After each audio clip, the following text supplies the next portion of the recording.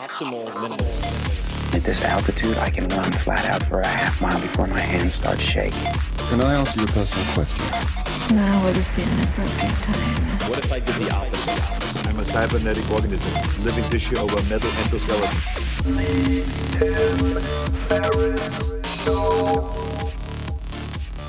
This episode is brought to you by AG1, the daily foundational nutritional supplement that supports whole body health. I do get asked a lot what I would take if I could only take one supplement. And the true answer is invariably AG1. It simply covers a ton of bases. I usually drink it in the mornings and frequently take their travel packs with me on the road. So what is AG1? AG1 is a science-driven formulation of vitamins, probiotics, and whole food sourced nutrients. In a single scoop, AG1 gives you support for the brain, gut, and immune system. So take ownership of your health and try AG1 today. You will get a free 1-year supply of vitamin D and 5 free AG1 travel packs with your first subscription purchase.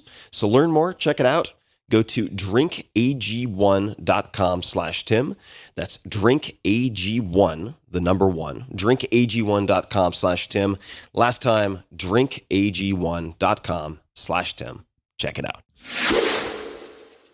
Was ist los? Guten Tag, this is Tim Ferriss, and welcome to another episode of The Tim Ferriss Show, where it is my job to deconstruct world-class performers, whether they are from the world of entertainment, chess, sports, or otherwise. This episode is a special doubleheader. It features one interview and one performance, which is a new thing. First up is Kaskade, Kaskade.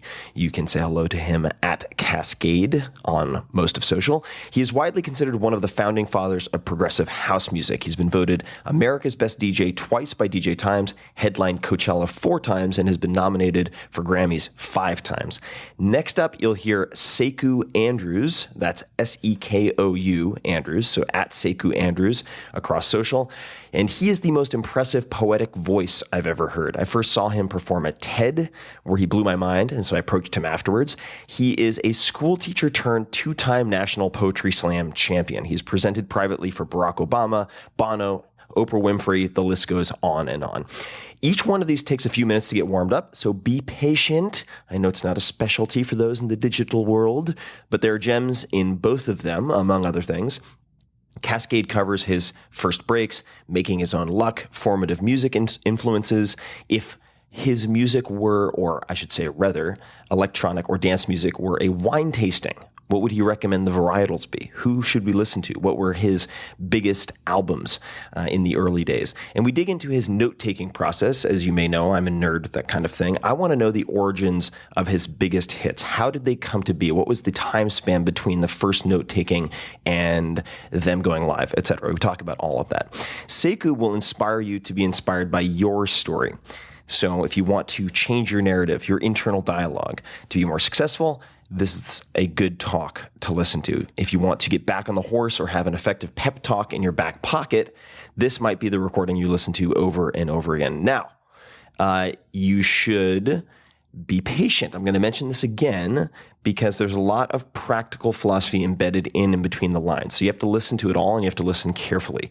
And these are very contrasting, I should say, different, rather, personalities and very different performances. And so I hope that you enjoy both of them. You can certainly skip around, and I'll mention just a couple of notes. These were both recorded at a live event in Los Angeles, and that sold out in 30 minutes based on an email that I sent out to my newsletter subscribers. If you're not on the newsletter, it's free, and you get lots of exclusives and cool stuff like 5 Bullet Friday, which has more than a 60% open rate across the board. For people who know what that is, that's unheard of.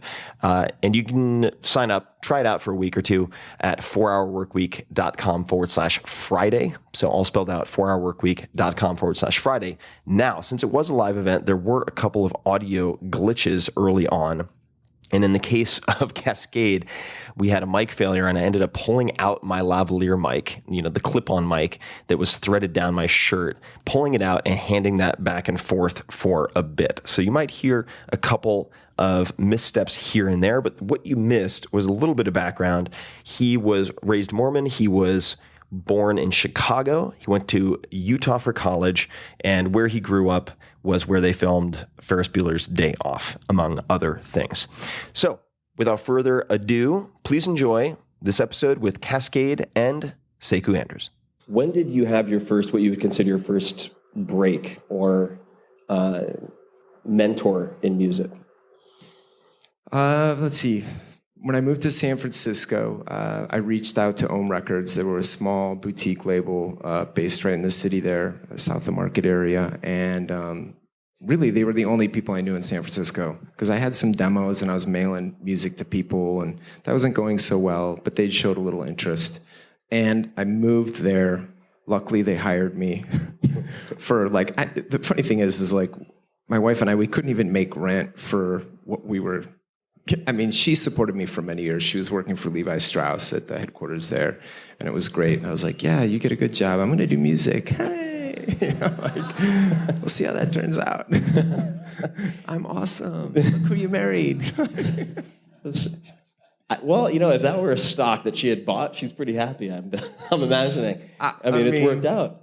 When did you realize that this is something you could do to support yourself full time? Or even think that was possible? It was like the mid-2000s. So 10 years ago, 10, 11 years ago. But people are like, when did you really decide you were going to do music? And I was one of those people that never wanted to admit that's what I was doing. I kept telling my wife, she's like, well, what are you doing? What's your plan? And she was pretty organized and very driven. And I think I didn't want to say that because I didn't want to be a failure. I didn't want to have no, I'm going to be a musician. I'm going to write music. My whole thing was like, no, this is a cool hobby. I'm doing it. These guys hired me. I'll go there. I'll work for a little. We'll see what happens. We'll see what happens. That was always my thing. So what did you, at the time when people would ask you, because I know people do this in San Francisco as well as many other cities, but so what do you do? How would you answer that at the time? Music. Which in San Francisco, people think that's cool. There's enough art community there. And people are like, oh, that's cool. What do you, how are you living? My wife, she's got a good job. So is it? I had in the course of doing research for this, read that when you went from Chicago to Utah, I know we're jumping around chronologically, that is when you started sort of producing or creating your own music because there wasn't much of a scene. Is that accurate? This is a great point. So what happened is I'm like, oh, okay, I got into University of Utah. For Mormons out there, non-Mormons out there, it's like, for me, I grew up as a kid in Chicago. There wasn't very many Mormon kids, so I thought, I'll go to school in Utah, meet other Mormon people, see what they're about, I was friends with all these Jewish kids growing up in Chicago. It was like, all my friends are Jewish, Anyway, so I went to Utah, and that was great, but growing up going to nightclubs all through high school. Teen clubs were a big deal in Chicago, and that's how I got introduced into house music. It was very much a part of my life. I was collecting records, as a hobby. I was a DJ. So when I got there, I'm like, what is this music you guys are listening to? This is terrible, I've got crates of records. Why don't you come over to my house? I got some speakers. So, I started throwing my own parties, and I really had to get involved. That was definitely a point where I was like, wow, if I'm going to be a part of this scene or make music, I'm going to have to be active instead of just some passive guy. Because in Chicago, I'd just be the guy that went out and collected records and occasionally played at a friend's house party. But when I got to Utah, I was like, if I want to do this, I'm going to have to make my own thing, which is good because it inspired me to get involved and really get motivated. Loud enough now? How did you get your first gear or equipment? Of course, that's evolved a lot since, but... So I hit a local club owner up in Utah, and I was like, I got crates of records. And what's your worst night that you have? What's the slowest night? When he's like, Monday, I'm not even open. I'm like, dude, let me come down on Monday night. And this is a bar that had opened in the 40s, and it had all its original decor. It's called Club Manhattan. It was an amazing place in the basement. Anyway, the owner's like, I'll give you a cut of the door. You have your friends come in, whatever, invite some people, and we'll see what happens. Anyway, it turned out the night was a smash. I mean, I did it for 5 years, and I ended up doing 2 nights a week. It was Monday, and then when I took on a Thursday. And things worked almost instantly. And I quit I was working at a clothing store, trying to support myself, going to school. And I quit like after the first week, I was like, "Oh, I'm done with that. I'm just going to do this DJ thing. This is great. You know, I can make some cash and I can pay for school." So it started clicking, and then when I was making enough money, I started buying my first studio equipment, and I slowly started producing songs and getting into that and learning my way around the studio and like, wow, how does a sampler work? How does a digital audio workstation? How does this all work? And just understanding that, which was great because it's like I was going to school. I thought I was really busy at the time, but I realized now that like I had a lot of free time. I'm so busy. I'm going to sit here for 10 hours and work on this song, you know, like. Anyway, so I had a lot of time to kind of just learn my craft. So it was a good time for me. And then when I moved to San Francisco, that definitely took it up a notch. I worked for Ohm Records for a couple of years, and it was good because I knew how to make the music, but I didn't understand anything about the business. I wasn't really interested in the business. I was like, I just want to make music. I don't want to know all this other stuff. But it forced me to learn some things about the business, which was cool because I could see like, oh, you can't just like hang out in your room and make tracks. You got to get out and promote them and be a part of the scene and get out there. And people want to know who you are as an artist, who's writing these songs. And yeah, so kind of slowly started building up from there in San Francisco. And I'm sure you get approached a lot with people who are hoping to create their own electronic music, or maybe they already are. If one of those people were to ask you how to create sort of a self-directed MBA, they're like, look, I have the time, I have a little bit of resources.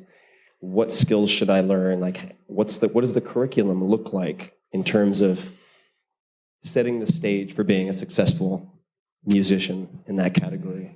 In this genre, I always tell people that are getting started out, I mean, now there are schools for this, and you can go, 18-month things to 12-month programs, so it's a lot easier to learn the craft now than it was back then. Back then, I was buying like these $25 magazines from the UK, Electronic Musician. I'm like, what in the hell, $25? Like, I'm broke, man. But anyway, they had a lot of good tutorials, so it's very different back then. Now it's a little more accessible. But I always tell people, I mean, like, what's your passion? What do you truly love about this music? Do you want to write? Do you want to produce? Are you a songwriter? Find out what you do best and put all your time and energy into that. Like, are you really good at just DJing? Is that what you do? You're a selector? Is that what you do? You can pull good tracks. You have a good ear? Because there's some people that do that and do that really well. Then go out and figure out how to maximize that. Figure out what it is that you do best and really run with it. Like, maybe you got to be honest with yourself. It's like one of those things that it might take a year or two to discover. You're out in the mix, you're going to clubs, you're trying to get gigs or whatever it is. But I think it's just kind of good to sit back and like check the climate and like, what am I doing well and what are people drawn to me? Like, what's working here? And then just do that as much as you can. How did you, and feel free to verify this also, again, just in the course of doing research, but when did you realize that you were very good at more melodic music as opposed to beats or rhythmic based? And I would love you for even to just differentiate those for people. Well, much of dance music is very rhythmic. My dad was like, why is the kick drum so damn loud? And I'm like, that's dance music, Dad. So it's very, many people see it as repetitive, whatever. That's kind of the old dance music because it was pretty simplistic. We didn't have the technology. It wasn't as sophisticated as now.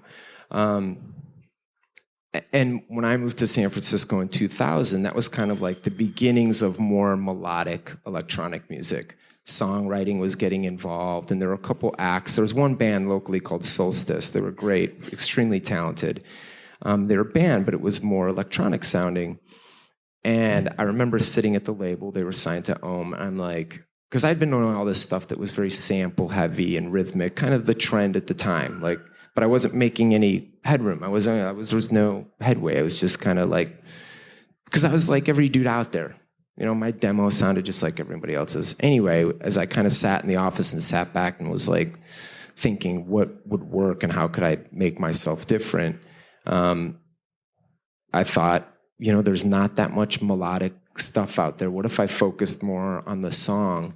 And I had been in the scene quite a long time, even at that point in my career, that I'd seen like this goes in cycles and people get into different styles. And one production style. Progressive house is cool today, techno is cool tomorrow, drum and bass is cool next week. It moves really quick in the underground. So I was like, man, if I focused more on songs and songwriting, that could be my thing. That could be my space. And there's not very many people doing it, so I could make my own name that way. And it would be more evergreen, I guess, in that respect, right? To have more durability. Yeah, and then, I mean, that was just, I didn't think of that at the time, but that's kind of what happened naturally. And it all kind of coincided with me meeting some people that were really good songwriters that were like, man, you're talented in the studio, but dude, that's just one part of it. Making the music, a song that's an instrumental, that's half a song, that's half an idea. And I was like, what, man? Oh my gosh, this is great. I thought that was a song, dude. That's a song, you know? And they're like, no, this is a song. So I met and hung out with some people that had some different ideas. Are there any particular songwriters who had a large influence on you or that you look up to? I mean, I'd go with like classics like Sting or the Morrissey. You know, I grew up in the 80s, so like new wave was a big deal for me. Robert Smith of The Cure, I love this guy. He's a brilliant songwriter. So that's stuff I was always drawn to. But, you know, as I worked with more songwriters, like, oh, okay, I can develop this as a craft. I fancy myself a bit of a writer. Writing songs is different, but it's still kind of just getting your idea in a little short 3-minute piece. So kind of marrying the two things that I was doing. But then that's when everything kind of changed in my career. Things really, as I started producing that kind of music, people noticed me. And I started touring quickly after that. I mean, 2003 is really when things started to move. I think that year I did like 70 or 80 shows. And I was like, this is insane. And that's when my wife's like, what did I sign up for? What? You're never here, you know? What is your record for consecutive shows or consecutive days with shows? I don't know. I've never counted that. That's a really good question. I know I've done like 12 or 14. Yeah. I mean, it's not uncommon for me to do 23, 24, 25 shows in a month. In the summer, the summer is extremely busy. I mean, it's always summer somewhere, so it's busy all the time. But I always take our winter. I always kind of slow down a little bit. How do you? What type of rituals or self-care do you have to keep from getting extremely sick during that type of just onslaught in a month where you're constantly performing?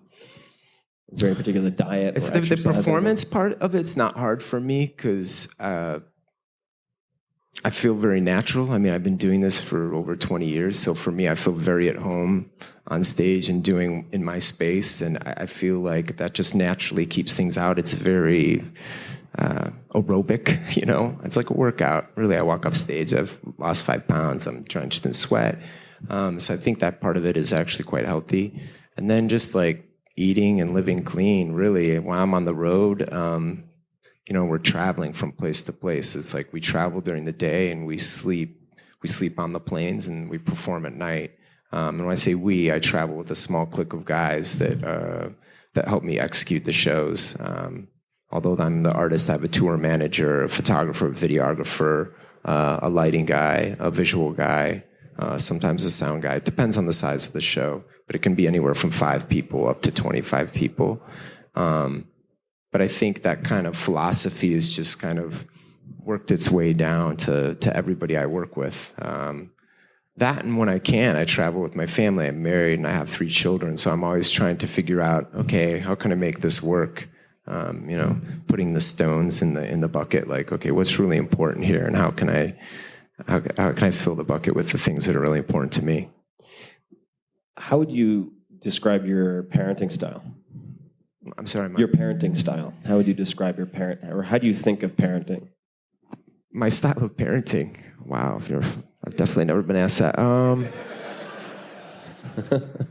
Oh man, I wish Naomi was here. My wife. She's amazing because listen, she gambled on me and she had no idea where this was heading or where it was going, and she's really been there to take care of the family and been like my biggest fan and champion in my corner from day one. And without her, honestly, none of it would be possible. because it is fully a team effort on every front in my business. She was my business manager for 10 years. And she's been the primary parent and the disciplinarian in our home because she's there and she has to be, because I'm not there as often as she is. So that's extremely important to note that, because that's how it's worked in my home.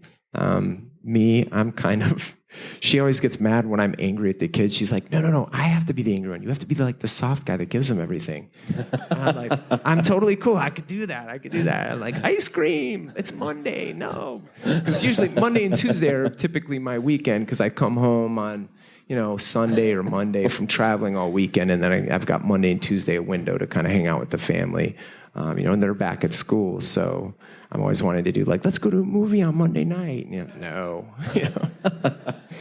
I'm a constant note taker, and I watched an interview of yours where you talked about writing down ideas for songs in a notebook. Do you still take a lot of notes? I have a notebook just like that at home, filled with gibberish and highlights and little things. Yes, I think that interview was about, early on in my career, I got pulled over or stopped in London after I had been on a 4-show binge. So I showed up at the border and I looked probably completely cracked out. I hadn't slept in days. And they pulled me over because I didn't have the right permits or the right work credentials to get in there. And I sat in this room for 12 hours and I hadn't eaten. I don't know. It was a very down moment for me. But they had taken apart this notebook and photocopied everything. I mean, this thing was almost full when I got there. But I keep one of these with me, and I thought they thought it was some drug log of where I was traveling, of my drops. So they'd photocopied everything and what does this mean? I'm like, that says to do my laundry when I get home. What are you talking about? It's not code. I need to do my laundry. There's no code there, man. Eventually they let me off and everything turned out okay. Except I was escorted back on the plane the next day with a cop all the way to the plane. That was funny. Another time. But yeah, this is how I organize my life. I have a lot of ideas and thoughts all the time, and I just continue to write things down and look over that and, perfect that process. Do you have a particular routine for reviewing the notes? Or is it more of a journaling exercise where you just put it down and you don't go back and review it? For me, it's in the morning. Kind of when I first sit down, I look at what I was trying to accomplish the day before and what's kind of overlapping and what didn't happen and kind of carries over into that next day. And then I look throughout the week. And then I look at any potential song ideas or any notes that I have or ideas that could lead to a song. What do those look like? I'm assuming do your laundry isn't one of them, but what form does it take? Is it could it be a single word? Could it be a phrase? I always like to use the example. I wrote a song called 4 a.m. and it's one of my more popular ones in my catalog. Thank you. And I'll tell this story because I was playing at King, not too far down the street. I was in from San Francisco, and when I'd played King, there was a 6:40 a.m. flight, so I'd play all night, and then I could get French toast across the street, and I'd take my luggage, eat the French toast, and then get in the cab and catch the flight, get home on Sunday morning to see my family. Anyway, I was sitting there at 4 a.m. and it was just one of those massive nights in my career where I kind of hit a moment where I was like, this is really going to work. I have a few of these moments along my career, but that was one of them where I was like, what an incredible night. And looking back, it was a very small club. It holds 400 or 500 people maybe. But it was lying around the block, and I just knew things were clicking. So I was on a high. I was just floating. And it was 4 a.m. when I walked into the French toast place, and I got my luggage there, and I opened up my bag, and I'm like, I have to write a song about 4 a.m. and sleepless gliding, and these words started coming to me. And it was just a couple phrases and talk about 4 a.m. eating French toast and gliding on the streets without any sleep. And that became the first verse. And then it just blossomed into an idea. I think it's kind of like looking back at my notes when I'm in the studio and thinking is this something that anyone else could relate to? And then making a song out of it, really. How long did it take from that initial note-taking to being out in the world as a song, would you say? I think I wrote that album was about 6 months later. So it was sitting around, circled in that book. I'd go back to it and like, oh, that's a cool idea. And then when I was in there, I was like, I should develop this more and sit down and write a song about that moment. Do you collect anything? Or have you? Records. Records, vinyl? Lots and lots of vinyl. Thousands and thousands of records. Okay. Any particular genre? It's all. I mean, it's mostly particular. It's like dance music, house music, early house music stuff that I started collecting when I was a kid. Then when I had a little bit more money, I started buying like old new wave records, old punk records, some hip hop. Just stuff that interested me, bands that were seminal to me personally. So for dance music, if people hear, like myself, I'm naive of the entire genre, and I can enjoy dance music, but I don't know the first thing about it. If I wanted to do the equivalent of a wine tasting with dance music, and try oh yeah, I think that's Merlot, I'm not sure, and try a few different options to educate myself. Are there any particular artists or albums that you would suggest people start with? Among many, of course. Not asking you to pick favorites. I guess I am. That's kind of an old school way of thinking. I think if you're into electronic music now, I'd flip open Spotify and go listen to, there's like a million playlists that I run Kaskade Radio, and I add 4 or 5 tracks on there every week that I'm like, oh, this is stuff that I'm feeling. And it's predominantly electronic music. I wouldn't say dance music because there's a lot of left field stuff in there. But yeah, seminal records. I mean, Daft Punk Homework to me is still kind of like one of the top records that defined our genre. So, or Discovery, not as big a fan as Discovery. That's a very controversial thing to say, but I'm a Homework guy because, I don't know, that hit me at the right time in my life. That's a big one. Any Kraftwerk record. I don't know, there's a lot of stuff out there. But I think going to Spotify and hitting it, because what's interesting about electronic music, I think at one point it was a genre and it was a very specific, it kind of surrounded a culture. But now, really and truly, this is pretty much how most of the music's made. I mean, everybody works on a computer, on a laptop, even if they're recording rock and roll, and it's all augmented and processed, and it's all electronic driven, for better or for worse. I mean, that's another conversation. I could argue both sides. I see the downsides in that, but really the way we were thinking 25, 30 years ago, working with drum machines and sampling and, recording on a multi-track that's in a computer, this is just how everyone operates today. I mean, that's what pop music is. I mean, you turn on the radio, to me, it's all dance music. I'm like, we were doing that 10 years ago. This is cool. This is a modern take on what was happening a long time ago. So I know we have a hard out, and I'm really happy that you're able to make it. We have a couple of minutes. So I'm going to ask a couple of the normal questions that I tend to when wrapping up. What book or books have you gifted most to other people, if any? I knew you were going to ask this. I thought about it, and I'm like, man, I don't give many books away. But I just recently give Lights Out to a friend. So I'm going to say that because it's the most recent thing I read. Lights Out. Yeah. And it's about cyber terrorism and how they're going to cut the power off and we're going to be screwed. It was a really interesting read, and it scared the crap out of me. If you had to pick an underappreciated festival, what would you pick? Oh, that's a great question, and I'm stalling to... Oh man, there's so many cool things. If I wasn't here in California, I'd say Coachella, because to me that still is the best festival in the entire world. And I've played literally hundreds, if not thousands, of festivals. But I don't know. They got a lot of cool stuff going on in New York. Electric Zoo in New York's actually really cool. It's on Randall's Island, and you're looking at the skyline while you're playing. It's pretty cool. But there's a handful of those, man. That's one I'd have to think and like go through my diary and be like, where have I been recently? You could do a round two sometime. When you think of the word successful, who's the first person who comes to mind, and why? My wife, man. She's the rock, and she's who I look to all the time. It seems like she kind of effortlessly glides between family life and supporting me and making everything work. So yeah, she's success. She's the model of success to me.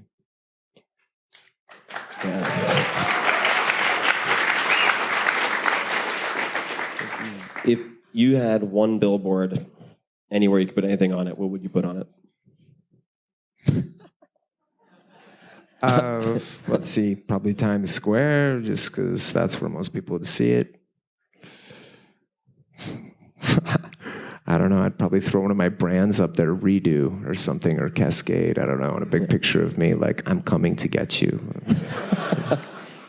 Do you have any mottos or quotes or anything that you say to yourself when you're getting ready to perform that you could put on the billboard? No, but one of the quotes that always comes back to me in my career, and something I always think back to, every time I left the house, my dad would always say, remember who you are. And I'm always like, man, now that I'm a father, this is a very profound thing to me. At the time, I was like, Dad, what the hell? You're so weird. Like, I'm going to forget who I am. What are you saying? Now I'm like, gosh, that guy he was smart. You know, that basically answers the next question. So I think we'll wrap up with just asking you where people can find more about you, your work, your music, whether it's anywhere online, really. Yeah, I don't know. I'm on Twitter, Instagram, all the social networks, kaskademusic.com. Come and check me out. I appreciate the time, you guys. At Kaskade with two Ks. At Kaskade, Kaskade. Yeah. Yeah, if you follow me on Instagram, you get some pretty crazy photos on there. So I'm sure we would. Thank you so much. I really appreciate the time. Appreciate it. Thanks very much. Thank you. Appreciate it.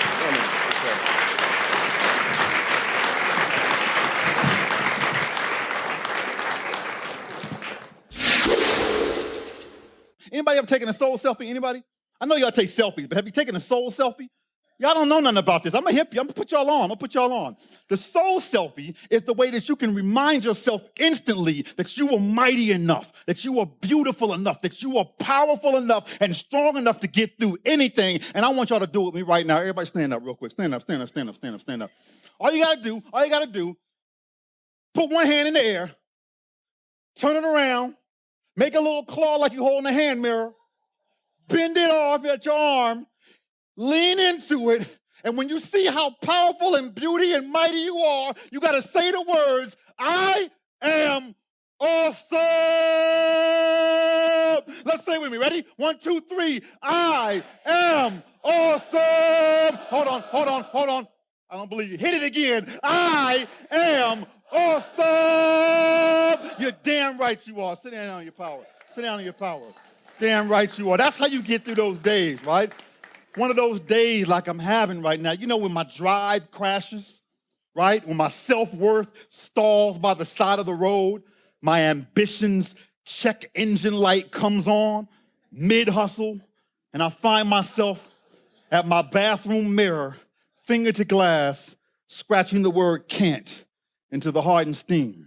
But as I stare at my murky reflection with these broken down eyes, my reflection sees its reflection in me from the other side and thinks to itself, I don't know what he thinks he sees, but he must not be looking at me because I am awesome.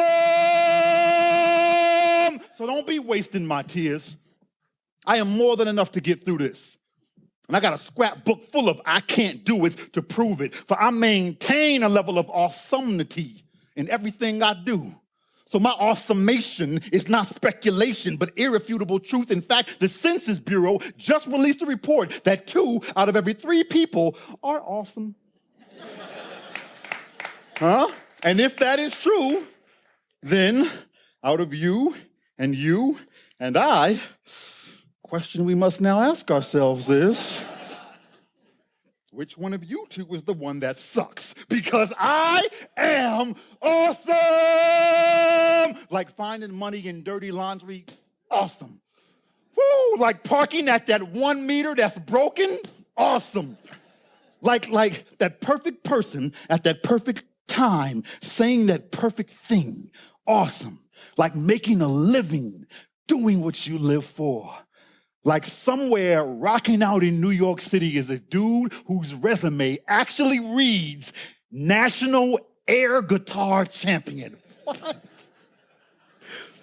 Somewhere in the Ukraine is a woman who boasts a trophy for National Sand Art Champion. Here before you in Los Angeles is a dude who has earned the title National Poetry Slam Champion. And thank you, I appreciate that, because to most of the working world, all three of those titles are equally freaking ridiculous.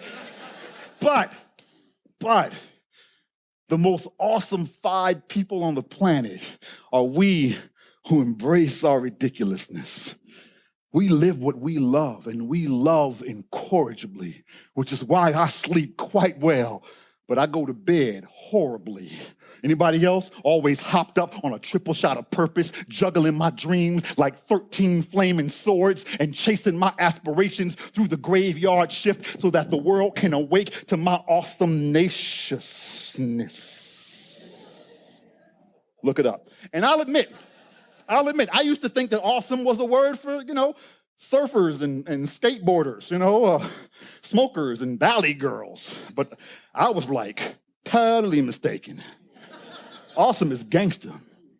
Awesome is stupid fresh. Awesome is the new crunk and the new cool beans, the new bomb diggity and the new bee's knees, my new mantra that helps me breathe into all that I believe and see that within me is all the might I'll ever need, because there are those days when I'm pushed to the edge where still waters meet earth and I fall to my knees to look upon the water's surface. But as I stare at my murky reflection with these broken down eyes, God sees his reflection in me from the other side and thinks to herself, I don't know what he thinks he sees, but he must not be looking at me because I am awesome!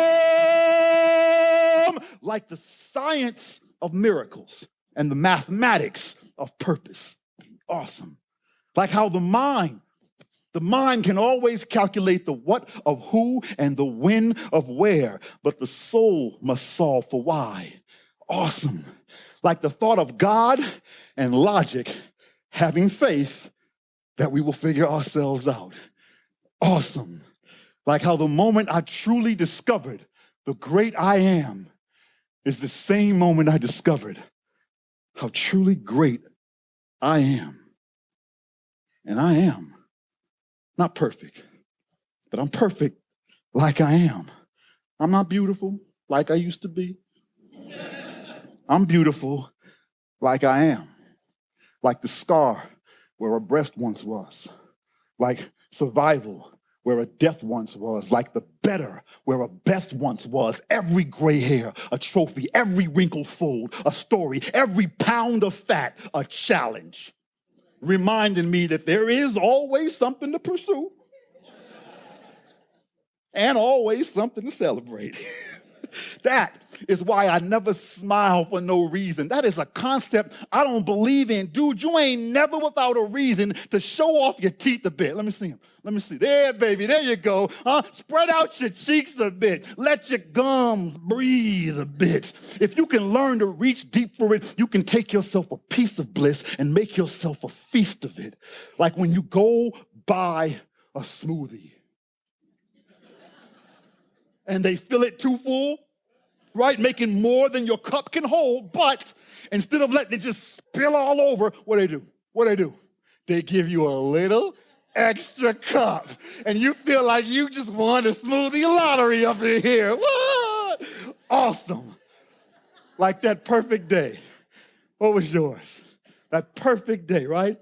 One of mine was like the first time the stretch limo driver pulled up to the 5-star hotel to transport me to my first class flight after my sold out show, and curiously peering at me through the rearview mirror, he asked, "What do you do for a living?" And with a pocket full of sand and an air guitar in my hand, I replied, "I am a full-time poet. Now roll up the damn divider."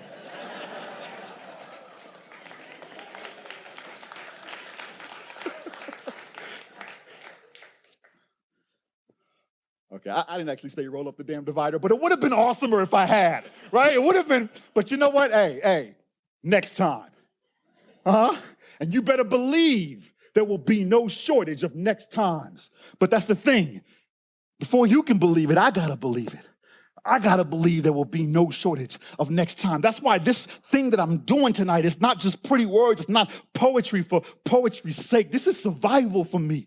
This is survival for us. I mean, this is how we get through. We have to have instant ways to access our power and our purpose and our passion, our truth, to get through those days and to do this thing we do, this entrepreneurial innovation, me against the world, instigation, against all odds, death to all the haters thing we do. Okay, maybe not death to all the haters. That's negative. We'll stay positive. Like, stub feet and paper cuts and warts to all the haters thing that we do, right?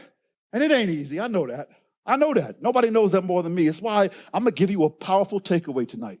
Okay? I don't care what is said on this stage. This will be the most powerful thing that you leave here with to help you get through your challenging days of crafting your successful life. And all you have to do is repeat after me right now. At least I'm not trying to build a successful life from poetry. I got no sympathy for y'all, please. Whatever. Is it hard for you? What are you in the tech industry? Your billion-dollar industries? I built my business off the dead art form you hated in high school. Please. DJs and skateboarders got it easier than poets. People look, when I used to introduce myself as a full-time poet, people used to look at me like I said, hi, my name's Sekou. I'm a full-time mermaid. Nice to meet you. All right, they don't get it, but that's all right.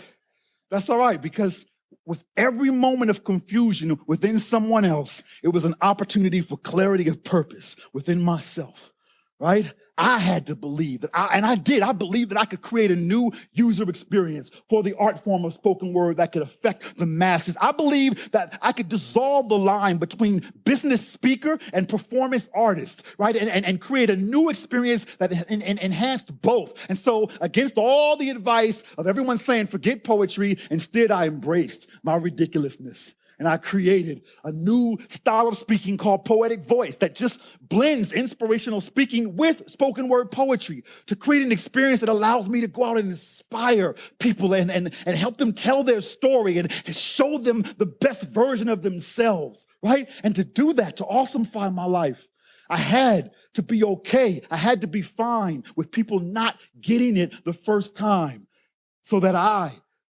could believe in myself long enough to create no shortage of next times. And now you don't have to guess, just check my specs.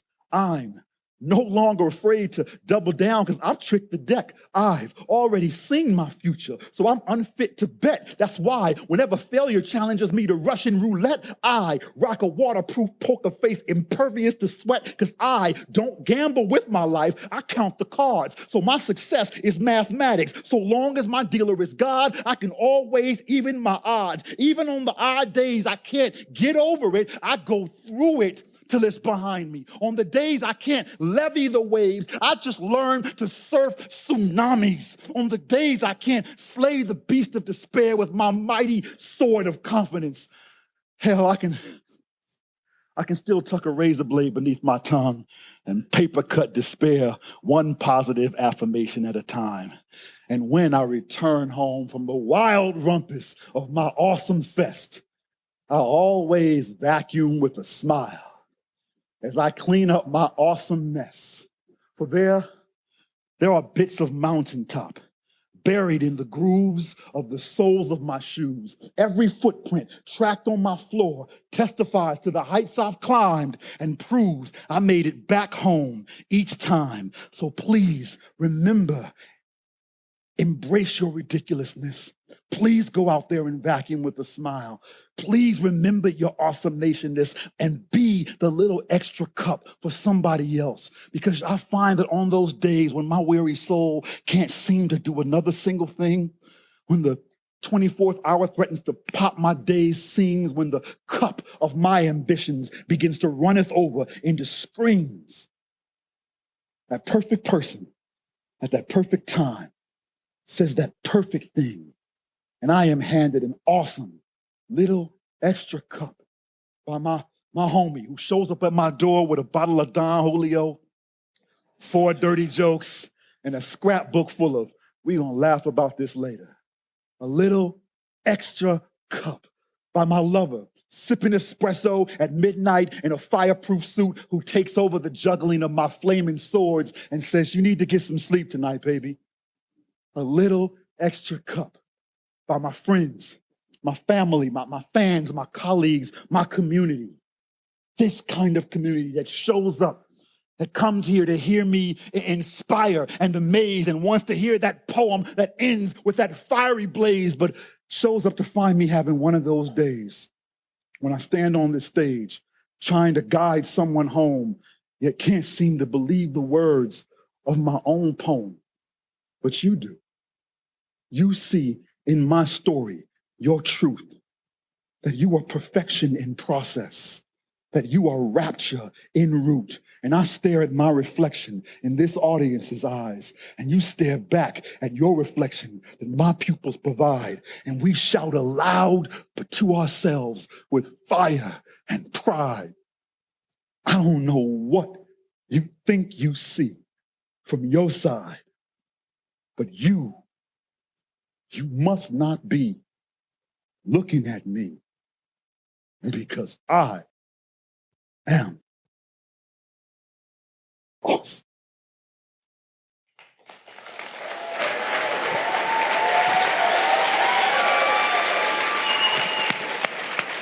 Thank you all. Thank y'all. I appreciate you. Thank you. Thank you.